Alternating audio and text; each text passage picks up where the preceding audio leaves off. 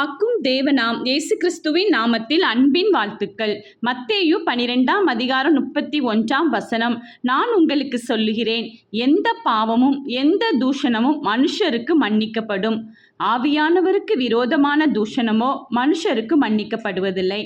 பிரியமானவர்களே, இந்த நாளிலும் நாம் என்ன பாவம் பண்ணியிருந்தாலும், எந்த விதமாக தேவனை நாம் அறியாது பேசியிருந்தாலும் அதை தேவன் மன்னிப்பேன் என்று கூறுகிறார். ஆனால் ஆவியானவராகிய நம்முடைய பரிசுத்த ஆவிக்கு விரோதமாய் நாம் பேசும் பொழுது அது மனுஷனுக்கு மன்னிக்கப்படுவதில்லை என்று கூறுகிறார். எனவே நாம் எப்பொழுதும் பரிசுத்த ஆவியானவரை பெற்றுக்கொண்டவர்களாய், பரிசுத்த ஆவியானவரின் வழிநடத்தலில் நடக்கிறவர்களாய் இருக்கும் பொழுது நம்முடைய பாவங்கள் எல்லாம் மன்னிக்கப்பட்டு தேவ கிருபை நம்மை சூழ்ந்து கொள்ளும்.